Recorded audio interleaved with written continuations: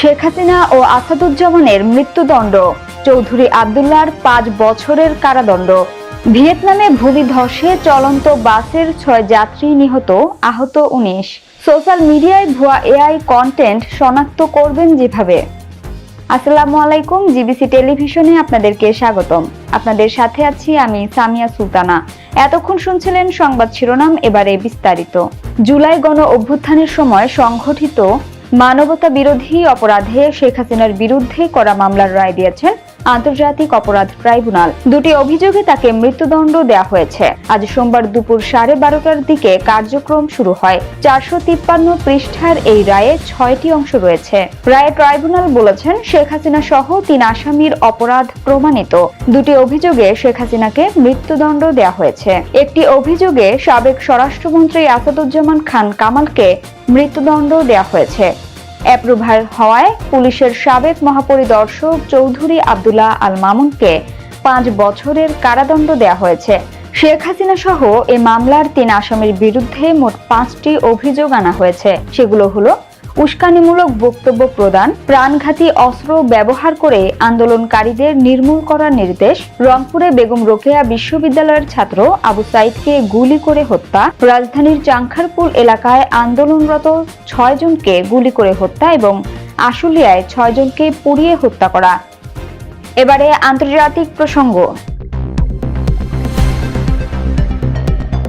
ভিয়েতনামে ভূমিধসে চলন্ত বাসের 6 যাত্রী নিহত, আহত 19।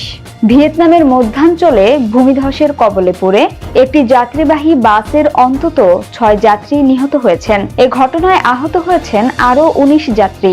দেশটির রাষ্ট্রায়ত্ত গণমাধ্যম সোমবার জানিয়েছে, স্থানীয় সময় রবিবার সন্ধ্যায় ওই এলাকায় ভারী বৃষ্টি চলার সময় ঘটনাটি ঘটে। অনলাইন সংবাদপত্র ভিএন এক্সপ্রেসের বরাত দিয়ে জানিয়েছে, ব্রিটিশ বার্তা সংস্থা রয়টার্স বলছে, বাসটিতে 32 জন যাত্রী ছিলেন। রয়টার্স জানায়, বাসটি লামডং প্রদেশের রাজধানী পাহাড়ি শহর দাওলাত থেকে উপকূলীয় পর্যটন শহর যা ট্রাংয়ে যাচ্ছিল। পথে হ্যাংলে গিরিপথে বাসটি ভূমিধসের কবলে পড়ে।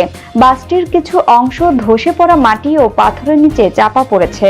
এখনো বাসটিতে আরো 2 জন যাত্রী আটকা পড়ে আছেন। জরুরি বিভাগের উদ্ধারকর্মীরা তাদের বের করে আনার চেষ্টা করছেন। গণমাধ্যমে আসা ছবিতে দেখা গেছে, পথের ওই অংশটি মাটি ও বড় বড় পাথরে পুরোপুরি ঢাকা পড়ে আছে। ভিএন এক্সপ্রেসের খবর অনুযায়ী শুক্রবারও দেশটিতে একটি ভূমিধসের ঘটনা ঘটে। নিকটবর্তী দানাংয়ে ওই ভূমিধসের পর থেকে সোশ্যাল মিডিয়ায় ভুয়া এআই কন্টেন্ট শনাক্ত করবেন যেভাবে।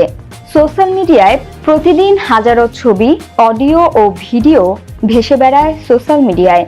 এর অনেক কিছুই এত বাস্তব মনে হয় যে মানুষ চোখের পলকে বিশ্বাস করে ফেলে। এই সুযোগেই ছড়িয়ে পড়ে ভুয়া তথ্য।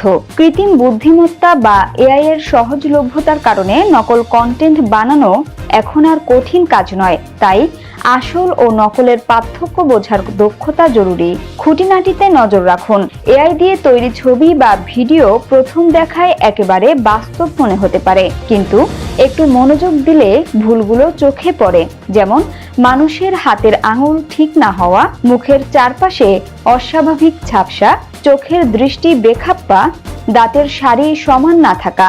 ভিডিওতে দেখা যেতে পারে মুখের নড়াচড়া আর আওয়াজের মিল নেই। ঠোঁটের সরে যাওয়ার সঙ্গে কথার তাল মিলতে দেরি হলে বুঝবেন এটি হয়তো ডিপ ফেক। পেছনের দৃশ্যও বলে দেয় সত্যি কথা। অনেক সময় ছবির মানুষ ঠিকঠাক থাকলেও পেছনের দৃশ্যে ধরা পড়ে ভুল। ছায়া ভুল দিক থেকে পড়ছে, আলোর রং স্বাভাবিক নয়, কিন্তু বস্তু বাঁকা বা বিকৃত। এসবই এআই এর পরিচিত ত্রুটি। কখনো একই বস্তু 2 বার দেখা যায় বা ব্যাকগ্রাউন্ড অতিরিক্ত নিখুঁত লাগে।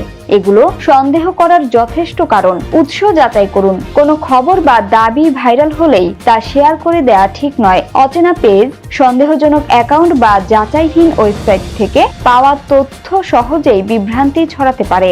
তাই সরকারি দপ্তর বা প্রতিষ্ঠিত সংবাদ মাধ্যম যাচাই করে জানার অভ্যাস গড়ে তুলুন। ভুয়া কন্টেন্ট ঠেকানোর প্রথম ধাপই হলো ব্যক্তিগত সচেতনতা। চোখে পড়া যে কোনো ছবি বা ভিডিও দেখে প্রশ্ন তুলুন, এটি আসল তো? যাচাই না করে কিছু শেয়ার করবেন না। তথ্যের যুগে সচেতন নাগরিকই সবচেয়ে বড় শক্তি। সংবাদের শেষ পর্যায়ে শিরোনামগুলো জানিয়ে দিব আরো একবার। শেখ হাসিনা ও আসাদুজ্জামানের মৃত্যুদণ্ড, চৌধুরী আব্দুল্লাহর 5 বছরের কারাদণ্ড। ভিয়েতনামে ভূমিধসে চলন্ত বাসের 6 যাত্রী নিহত, আহত 19। সোশ্যাল মিডিয়ায় ভুয়া এআই কন্টেন্ট শনাক্ত করবেন যেভাবে। জিবিসি সংবাদে এই ছিল এখনকার মতো। বিশ্বের যে কোনো প্রান্ত থেকে সর্বশেষ খবর জানতে ভিজিট করুন জিবিসি অফিসিয়াল ইউটিউব চ্যানেল ও ফেসবুক পেজ। এতক্ষণ সঙ্গে থাকার জন্য ধন্যবাদ সবাইকে। পরবর্তী সংবাদ দেখার আমন্ত্রণ রইল।